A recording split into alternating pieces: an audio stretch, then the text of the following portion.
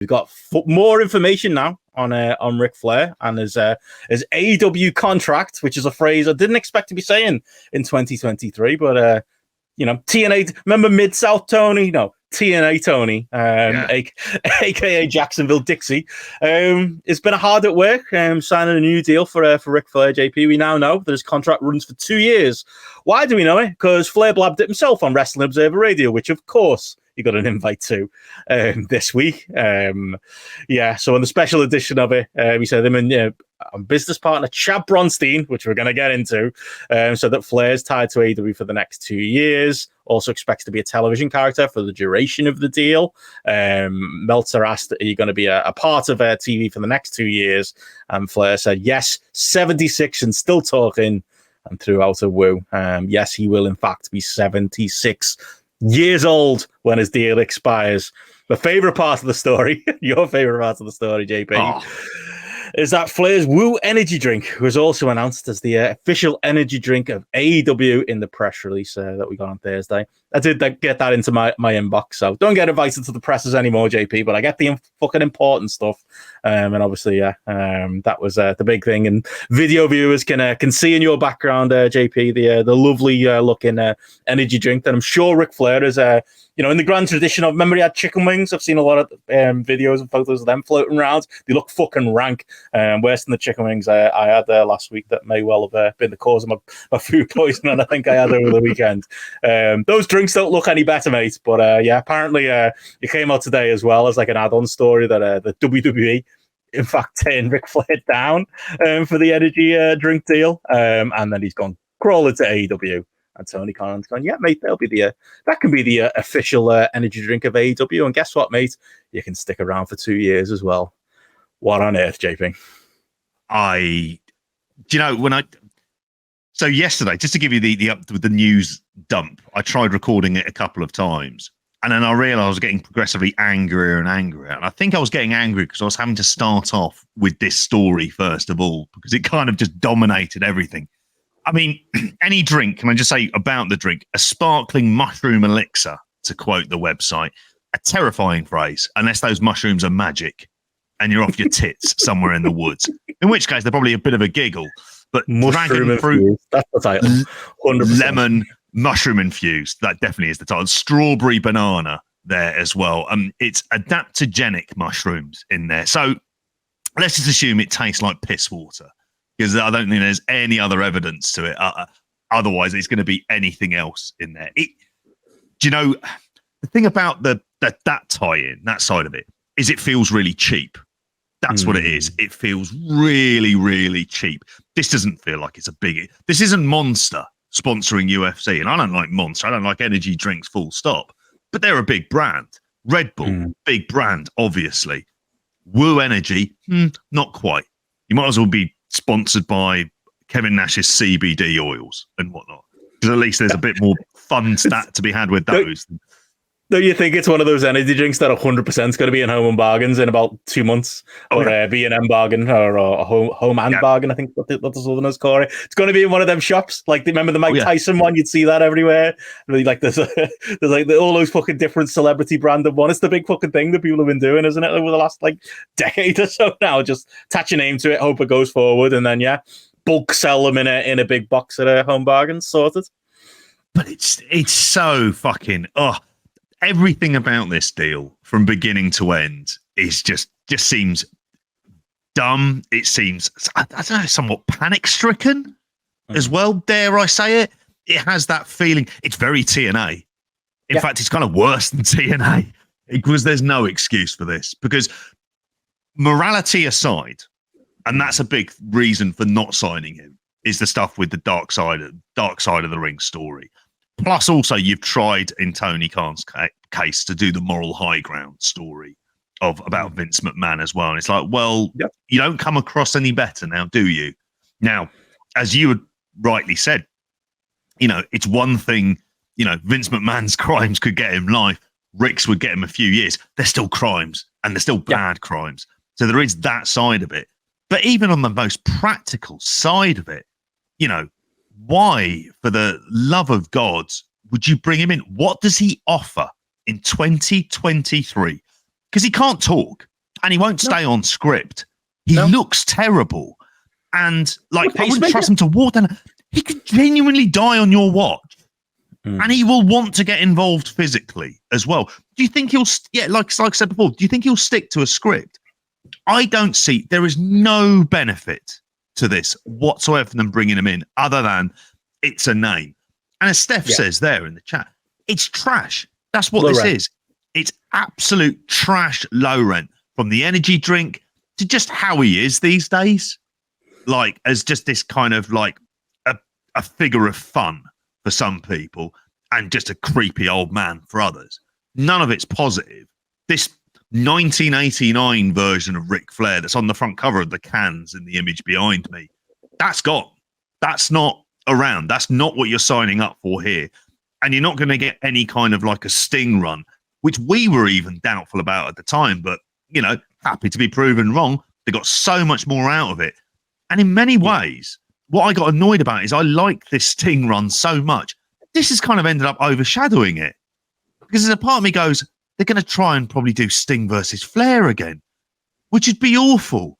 It would just make Sting look bad as well at the same time. With like, probably with like some kind of like, you know, body standard for Flair.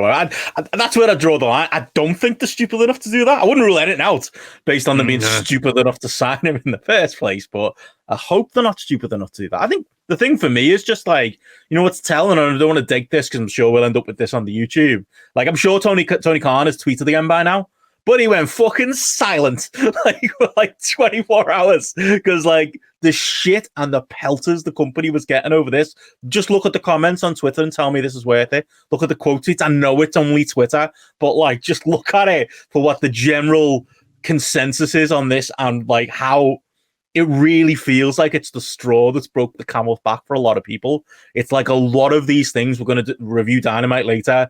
You know, big show, not that big a deal on its own. But when you look at it, you know, when you put the sum of the whole together and all the other different old men on the show, like it's just one too many for a lot of people. This is the one. This is the glare and light of like Ric Flair. Like you said last week, in 2010, he meant fucking nothing for TNA.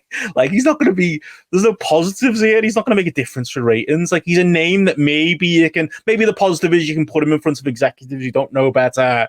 You know, the old, but, and, you know, and you might be dazzled by the blinding lights. But what, again, what does that sound like? TNA? Because that was always the argument. Get Hogan in, we'll put him in the room and it'll get those busy business deals done.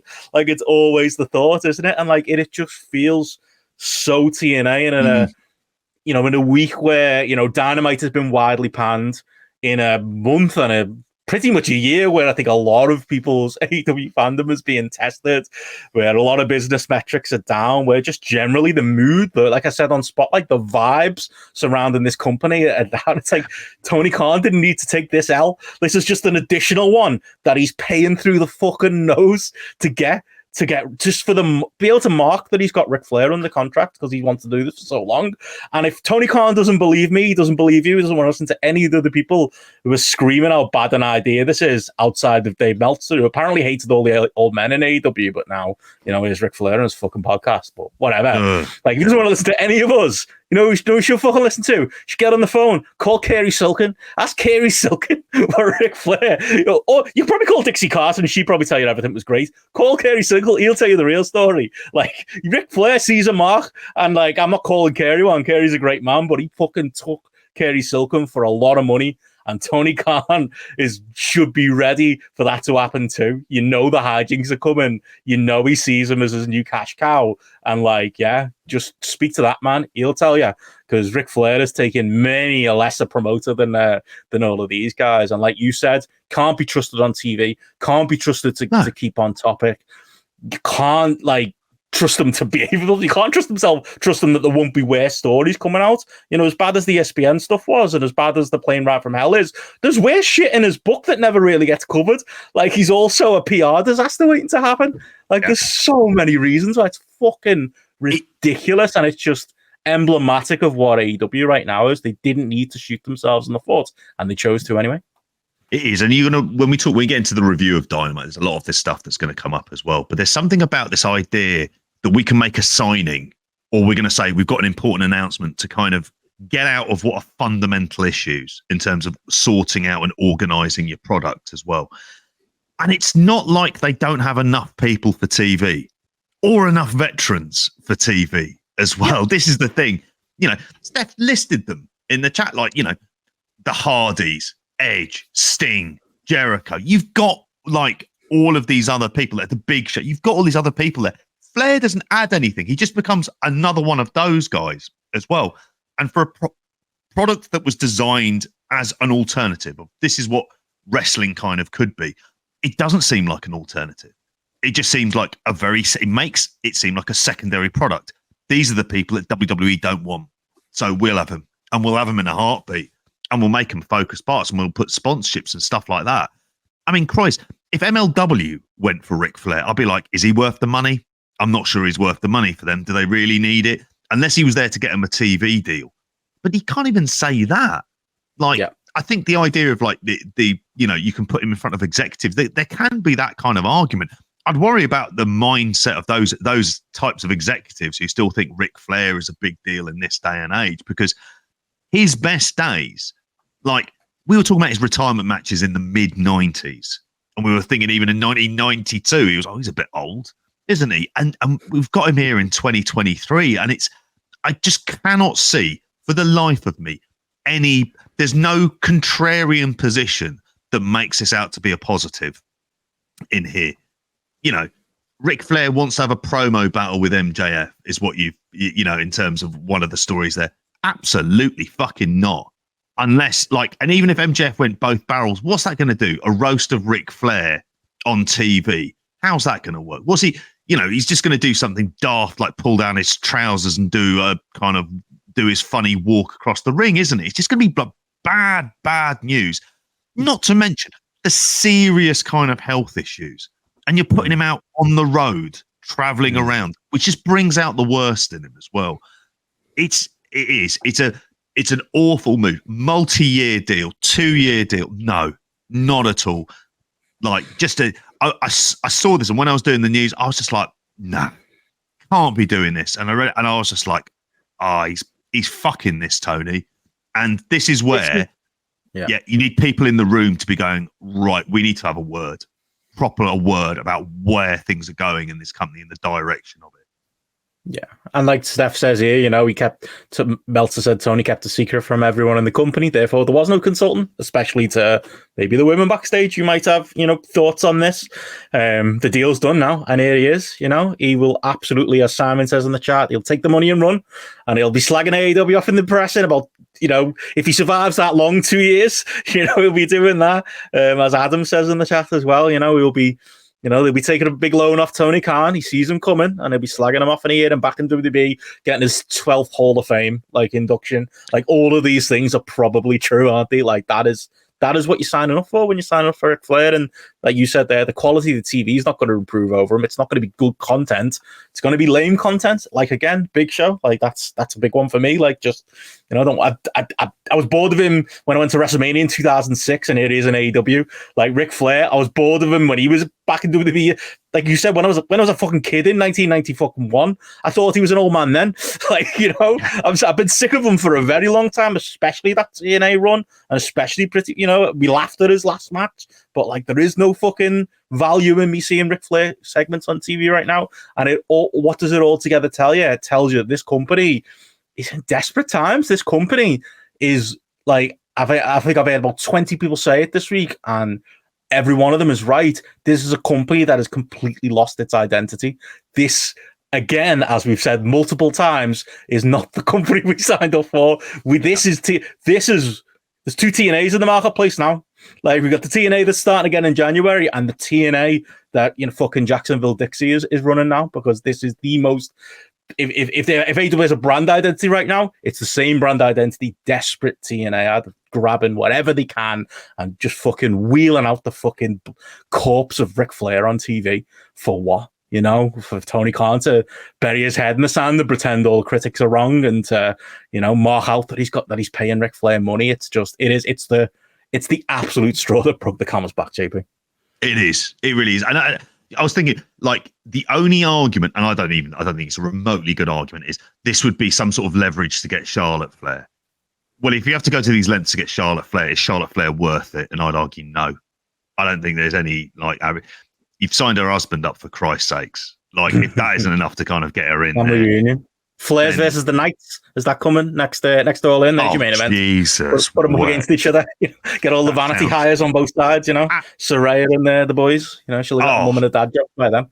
It's honestly, I just fucking shake my head. And it'll be fun when we get round to the review of Dynamite for this week as well. And these are little cheap, very kind of like, it's just it's the squirrel to the dog out of Up is all it is. Yeah. It's just sort of throwing stuff out there as like a distraction point to get away from some very, like, the bad tone, the poor narrative, the stuff we spoke about for the last couple of weeks, particularly about it. And it makes you scared, because wrestling needs AEW to be a success. It really does. And stuff like this is the kind of thing. It's not going to draw people in. It isn't. Like, you know, that Ric Flair's last match, it was like a freak show fight. That's what it was. Not really entirely different to bloody Francis Ngannou, Tyson Fury. It was just designed as a freak show fight. And yeah, like, him being around there, Christ knows. Says everything, doesn't it? But it really does. I suppose more on that. We'll be reviewing the Dynamite later. So more on the Old Men Show later. We'll be getting into all of that. But yeah, just as a standalone story, I know it made it real this week. The fact that there's a real contract out there and it's that long. It's just fucking this is not my AEW, but